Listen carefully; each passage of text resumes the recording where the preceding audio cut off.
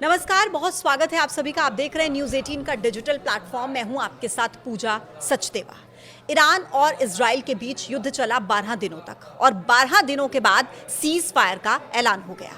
और सबसे पहला ऐलान किसने किया? अमेरिका के राष्ट्रपति डोनाल्ड ट्रंप ने। लेकिन जब से दोनों देशों के बीच युद्ध विराम का ऐलान हुआ, तब से खामेनेई कहीं नजर नहीं आ रहे थे। लेकिन अब सामने आया है खामेनेई का एक संदेश, जिसमें वो कह रहे हैं कि हमने अमेरिका के मुंह पर जोरदार तमाचा मारा है और ईरान की बड़ी जीत हुई है। उधर इजराइल की तरफ से भी यही दावा किया जा रहा है कि इजराइल की जीत हुई है। लेकिन क्या वाकई मिडिल ईस्ट का ये युद्ध अब थम गया है? अमेरिका आगे क्या करने वाला है? राष्ट्रपति डोनाल्ड ट्रंप का अगला कदम क्या होने वाला है? इन सब सवालों पर आज हम चर्चा करेंगे। मेरे साथ मेरे वरिष्ठ सहयोगी अंकुर त्यागी इस वक्त मौजूद हैं।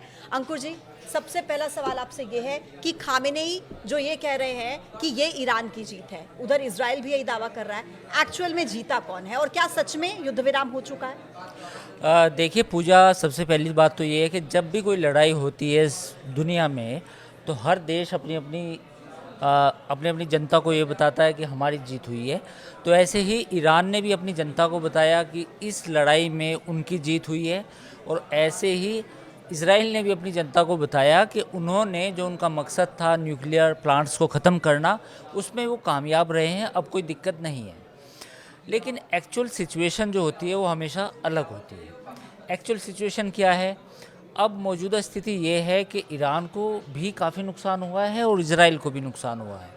और अगर हम ईरान की बात करें तो ईरान को न्यूक्लियर प्लांट्स के अलावा बाकी जगह पे जो नुकसान हुआ है वो ज़्यादा बड़ा है, क्योंकि काफ़ी लोग मारे भी गए हैं जी। ऐसे ही इजराइल के जो तेल अवीव शहर है, वहाँ भी काफ़ी डैमेज हुआ है। और उनकी एक बड़ी लेबोरेटरी थी जहाँ पे रिसर्च होती थी, बेसिकली वो मिलिट्री के अंडर आती थी, वहाँ भी काफ़ी नुकसान हुआ है। तो नुकसान तो दोनों तरफ हुआ है। इसमें किसी की भी कोई ये दावा नहीं कर सकता कि मेरी जीत हुई है या मेरी हार हुई है।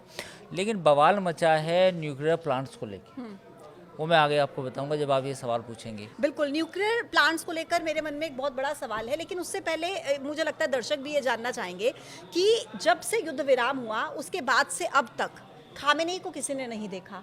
खामेनेई है कहाँ पर? क्या वो किसी बंकर में छुपे हुए हैं? क्या अभी भी उनके मन में ऐसा अंदेशा है कि कोई अटैक हो सकता है? क्या लगता है आपको? नहीं, खामनेई का एक स्टेटमेंट आज सबके सामने आया है, जिसमें उन्होंने कहा है कि अमेरिका के मुंह पे एक तमाचा पड़ा है। एक तो उन्होंने ये लफ्ज़ इस्तेमाल किया।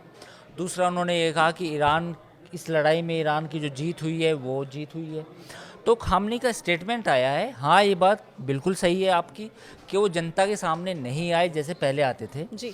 बट देखना होगा कि अगले एक हफ्ते या 2 हफ्ते में वो शायद जनता के सामने आए, ईरान के लोगों के सामने आए। बट अभी उनका स्टेटमेंट आया है, और स्टेटमेंट की जो लैंग्वेज है या जो उनका तेवर है वो कमोबेश वही है जो युद्ध से पहले था।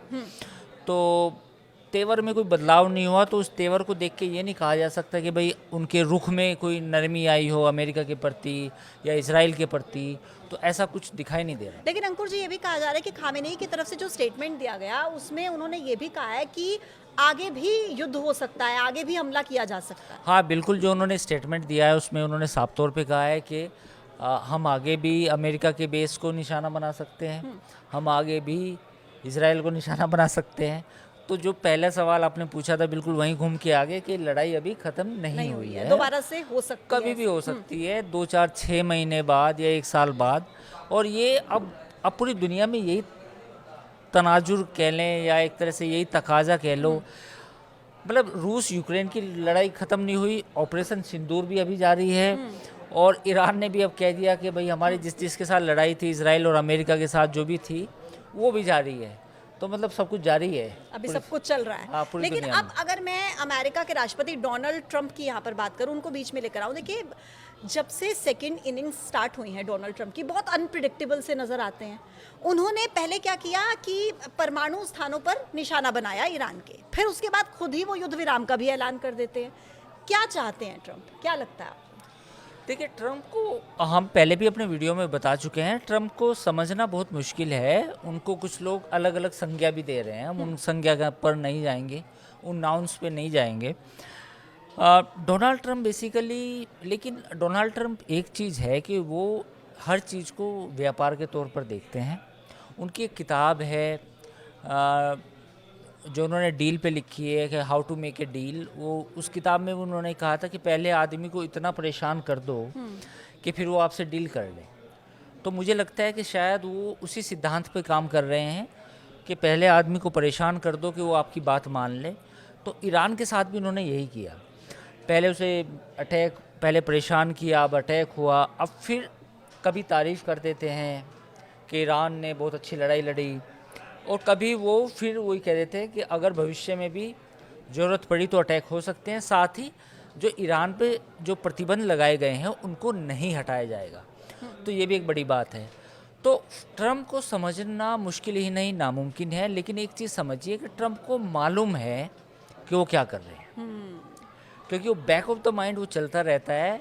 वो दूसरों को एक डायरेक्शन लेस करने के लिए, हिंदी में एक शब्द होता है दिग्भ्रमित, यानी कि वो डायरेक्शन लेस करने के लिए ये गोटियां फेंकते हैं, और जो उसमें फंस जाता है फिर वो उस तरह करते हैं। देखिए, ईरान वाले मसले में आपको मैं एक समझाऊं एक बात, कि उन्होंने फुल फ्लेज लड़ाई नहीं लड़ी अमेरिका ने, बट उसने अपने ऑब्जेक्टिव पूरे करे, है ना, ईरान में। तो ट्रम्प ने बहुत स्मार्टली मूव करा, यहाँ इनकी तारीफ़ है। अगर ट्रम्प की जगह कोई और अमेरिका का राष्ट्रपति होता तो वो एक लंबी लड़ाई में फंस जाता। जी। उन्होंने वो लड़ाई लड़ी भी, ख़त्म भी की, और दुनिया अपने देश को, जनता को बताया कि हाँ भाई हमारे ऑब्जेक्टिव पूरे हो गए, अब लड़ाई की ज़रूरत नहीं बस है। इसी से जुड़ा मेरा एक और सवाल है। आपने कहा कि ऑब्जेक्टिव पूरे करने के लिए उन्होंने लड़ाई लड़ी, लेकिन क्या सच में उनके ऑब्जेक्टिव पूरे हो गए हैं? जिन परमाणु ठिकानों को उन्होंने निशाना बनाया, क्या वाकई उनको नुकसान पहुंचा इतना जितना दावा किया जा रहा है? देखिए, इसमें दो चीज़ें हैं, इसमें समझना हमें ये होगा कि इज़राइल का कहना ये है कि जो नुकसान पहुंचा है फोर्दो या नतांज को, वो काफ़ी सेवियर है, यानी कि बड़ा है। अमेरिका का भी कहना ये है, पर एक इंटेलिजेंस की रिपोर्ट आई है अमेरिका में जो लीक हो गई बेसिकली, उसमें ये दावा किया गया है कि जो जो डैमेज है वो इतना बड़ा नहीं है कि वो इट टुक टाइम 5 ईयर और 10 ईयर, वो 6 महीने में भी पूरा हो सकता है। तो अगर ऐसा है तो ये चिंता की बात है, क्योंकि अगर 6 महीने बाद फिर ईरान उसी स्थिति में पहुंच गया एटम बम बनाने की, तो फिर या परमाणु हथियार बनाने की, तो फिर तो पूरा गेम पे चेंज हो गया। तो इस पे जो है अमेरिका में एक बवाल मचा हुआ है, एक बवंडर मचा हुआ है कि एक्चुअल क्या है। तो इसमें पूजा एक्चुअल ये है कि डैमेज तो हुआ है, लेकिन इज़राइल ने ये भी दावा किया है कि हमारी ग्राउंड फोर्सेस वहाँ पे थी, हमारी जो इंटेलिजेंस थी उसने बाद में जाके देखा भी, एसेस भी किया।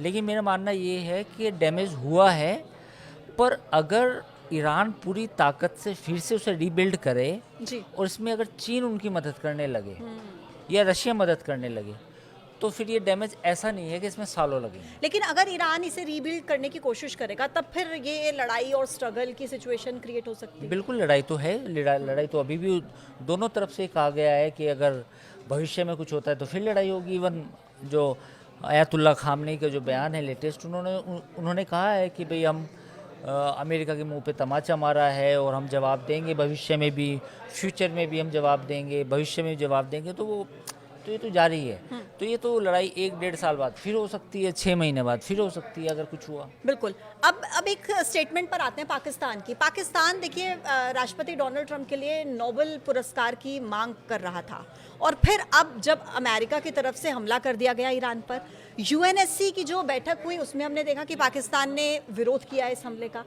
इस पर आप क्या कहेंगे? देखिए, पाकिस्तान की तो स्थिति ये है कि पाकिस्तान खुद एक्सपोज हो जाता है। एक दिन पहले उन्होंने डोनाल्ड ट्रंप के लिए नोबेल पीस प्राइज़ की बात की, नेक्स्ट डे ईरान में अटैक हो गया। तो ये काफ़ी एम्ब्रेसिंग था। एम्ब्रेसिंग ये था कि आपको खुद पता नहीं कि आपके बगल में जो पड़ोसी मुल्क है, जिसके साथ आपकी सीमा लगती है, आपका पूरा बॉर्डर है, वहाँ पे अटैक होने वाला है, और आप जिनके लिए नोबेल पीस प्राइज़ की बात कर रहे हो, कहीं ना कहीं उनकी भी सहमति, यानी कि अमेरिका की सहमति के बगैर तो इजराइल ने अटैक नहीं किया होगा, ये बताया तो ज़रूरी होगा कुछ घंटे पहले। तो पाकिस्तान की जो स्थिति है वो काफ़ी बेहद ही, मतलब एक ऐसे मुल्क की बन चुकी है अनफॉर्चुनेटली, कि जो दुनिया के सामने बार बार अपनी मजाक उड़वा लेता है ना।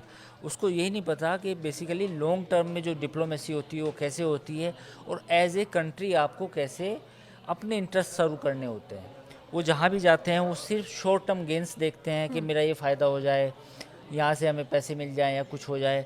वो एज ए कंट्री कभी अपने आप को, या जो वहाँ के लीडर हैं, अब आसिम मुनीर को देखिए, वो अमेरिका के राष्ट्रपति डोनाल्ड ट्रंप से मिल रहे हैं, उनकी क्या पोजीशन है? वो बेसिकली आर्मी चीफ हैं, he is not the head of the state. Head of the state कौन होता? Prime minister. देखिए प्राइम मिनिस्टर कहाँ है? वो इस्लामाबाद में है।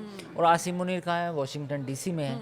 तो इट शोज़ के पाकिस्तान में जो कन्फ्यूज़न है सरकार के भीतर भी, वो ऐसा मतलब जड़ जमा चुका है कि अगले कुछ सालों में भी, यानी कि 10-20 सालों में भी उसके ख़त्म होने के इम्कान बिल्कुल नहीं है। ठीक है, और एक आखिरी सवाल, अभी फिलहाल मिडिल ईस्ट में आप किस तरीके की सिचुएशन देख रहे हैं? देखिए मिडिल ईस्ट में अभी सिचुएशन कूल डाउन है, नो डाउट। इसराइल के जितने जितने ऑब्जेक्टिव थे, लेबनान को लेके, हुतीज़ को लेके, ईरान को लेके, all are mate. Point is Gaza. Gaza अभी भी एक प्रॉब्लम है। गाज़ा में कुछ आज भी बॉम्बिंग हुई है, वहाँ पे भी कुछ बॉम्बिंग की गई है। तो वहाँ पे ये मसला गाज़ा का जल्दी सॉल्व हो तो उसके बाद चीज़ें बेहतर की तरफ बढ़ सकती हैं। ठीक है, चलिए बहुत बहुत धन्यवाद अंकुर जी आपका। Thank और आज के इस पॉडकास्ट में इतना ही, फिर होगी मुलाकात एक नए वीडियो के साथ। कैसा लगा आपको कमेंट बॉक्स में ज़रूर बताइएगा, लाइक कीजिएगा, शेयर कीजिएगा। देखते रहिए न्यूज़ 18। नमस्कार।